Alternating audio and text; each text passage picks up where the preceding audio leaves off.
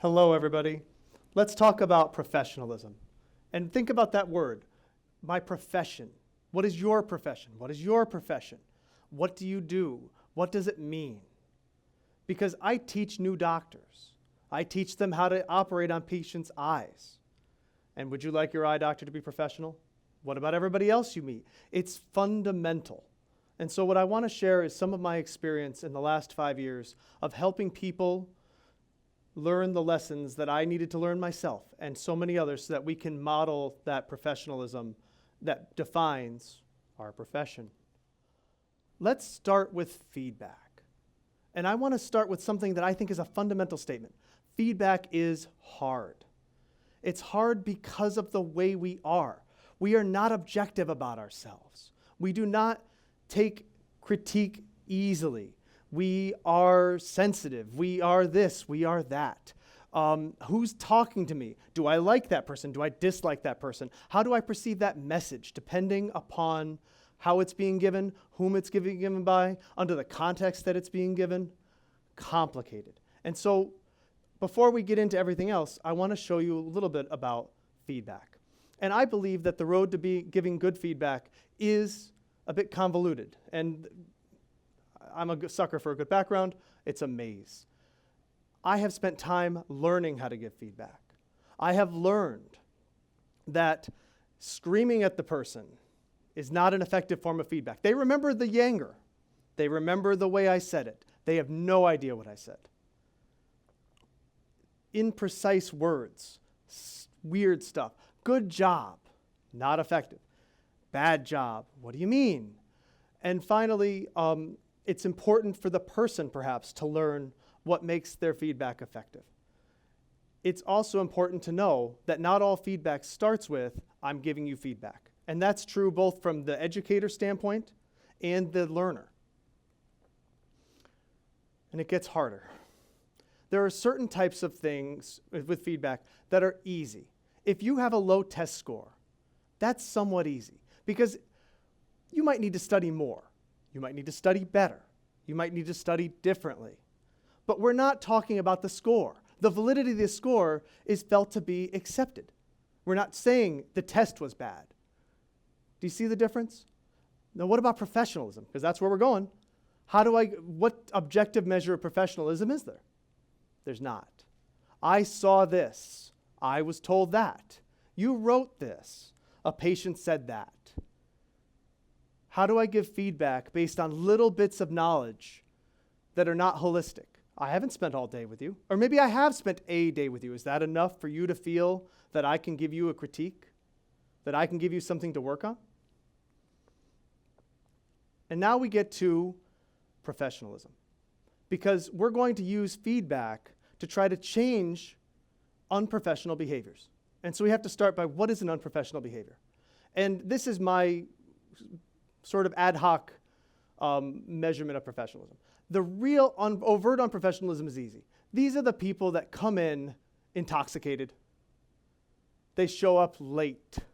They get so mad that they need to use expletives and anger to focus their argument. That's easy, because even if there's not a regulation, there's some societal norm I can go to say, I don't know that the expletive helped you in this particular moment. Intoxication is bad. We can work on those things. And to some degree, that's important, and we're going to get to that.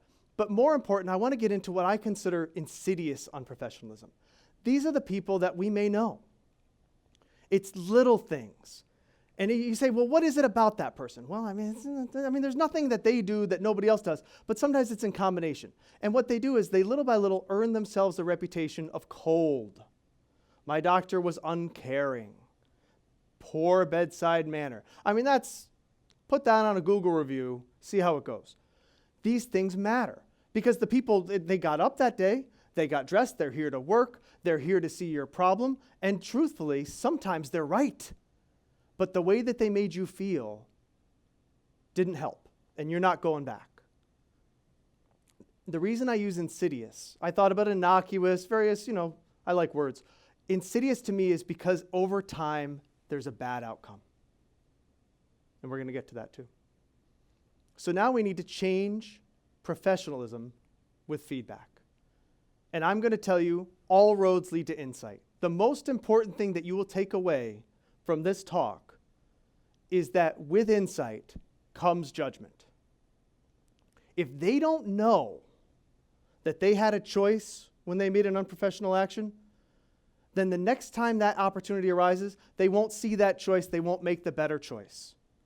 They need to know that there's a choice.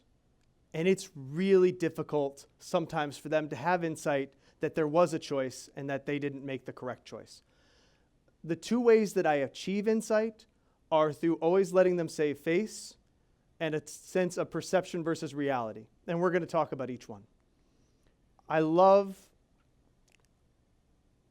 this word escalation in this sense. And if you look at this slide, you will see how we start with something simple. Conversation. What was that? And then you work your way up. And finally, these people are getting close to being dismissed. If there's a permanent record in life, it's your medical license. And if you need to write on there that you have professionalism problems, and that will carry you forever, that's a permanent record mark you don't want. And people will get very close to that before ever having a sense that maybe I have an anger problem. Never underestimate the power of denial. And so really, what this talk is about is how we can use insight or help somebody achieve insight through feedback to become more professional. Strategy 1. 1936, Dale Carnegie hit it. It's perfect. And you don't need to read the book. You can go on Wikipedia like everybody else does, and I did too. It's outstanding. The concept of letting them save face. This is from the educator standpoint. You're in my office. You've done something.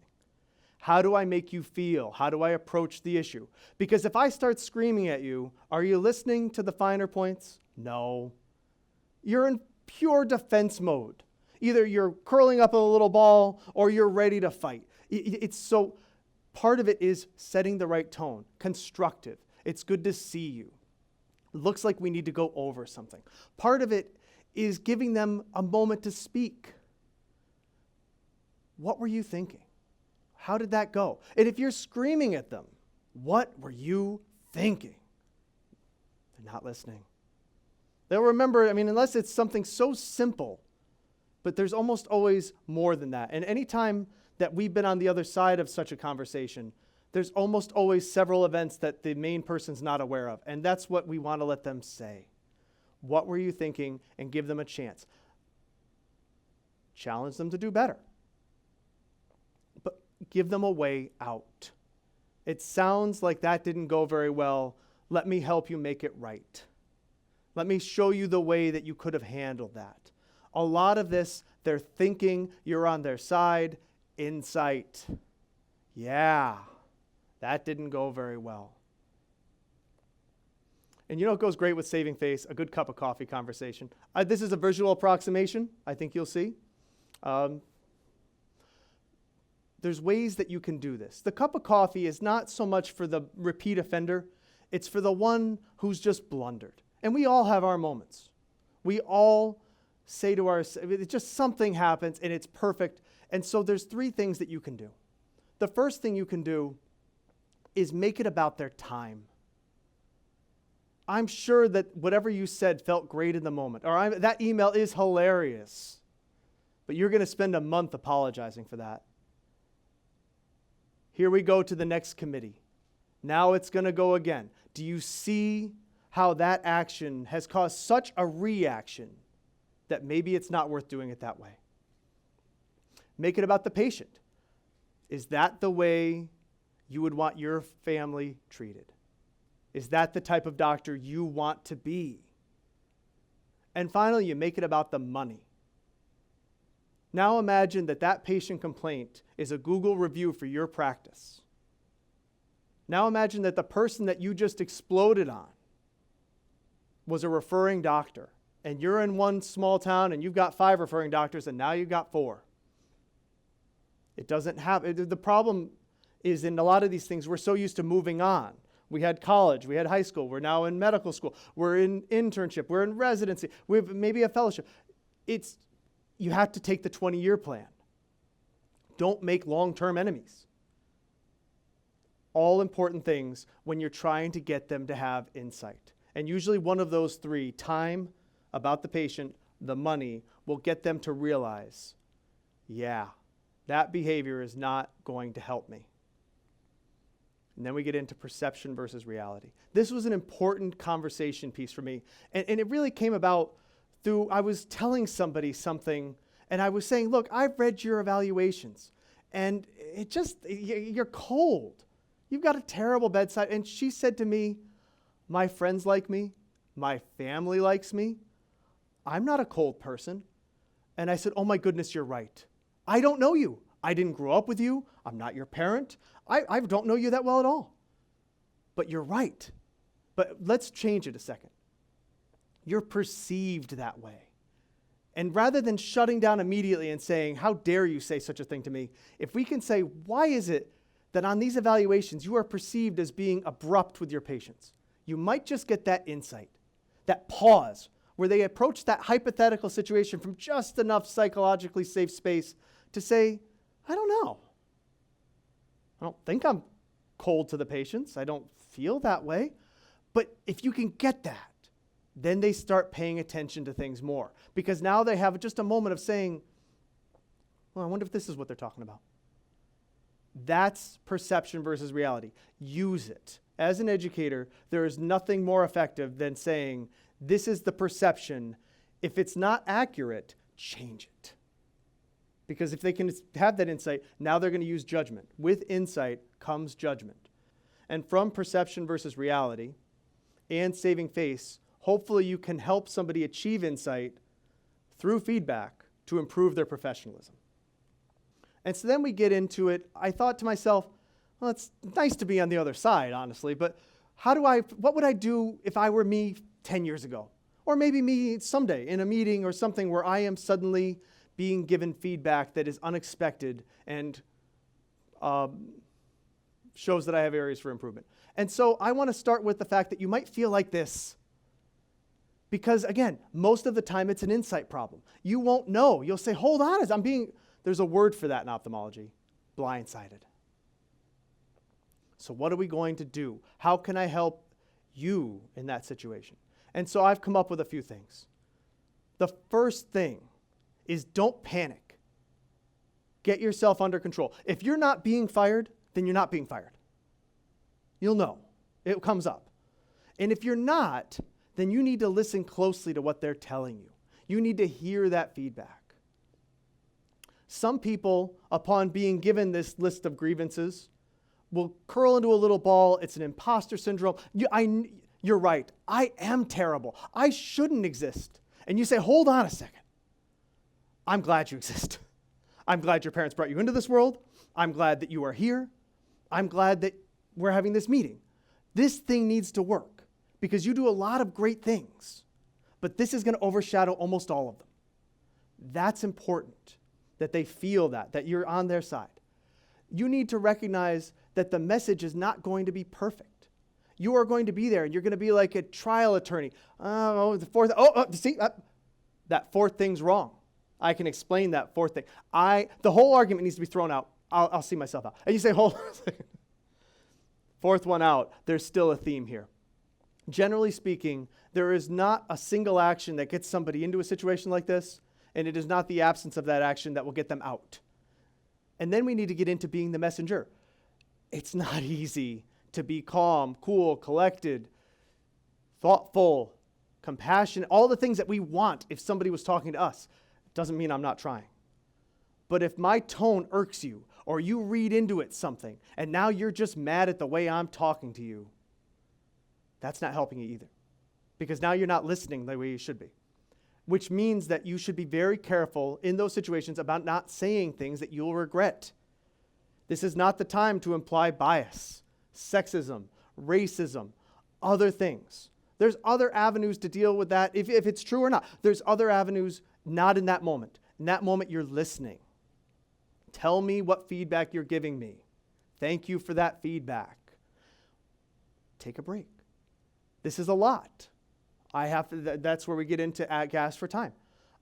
I would like to go home and think about what you've just told me. I'm going to have to reflect on that a little bit. Can I get back to you? Very reasonable. And when you do get back to them, show them that you reflected on it. Show them that you didn't just dismiss everything they just said. Here's what I'm going to do to demonstrate to you who I actually am and not who you perceive me to be. And finally, if you're in that situation, and we all are, lean a little bit. Talk to your friends, talk to your family, get to your support system. I've had a bad day. But also remember that their job is to tell you that I'm completely wrong. And that's not true either. Right in the middle. Thank them for their support, but pay attention. And if we do all of those things, both as an educator and as a learner, we're going to continue that culture of professionalism that we so prize. And we're going to do it through feedback to help somebody achieve insight. Thank you so much.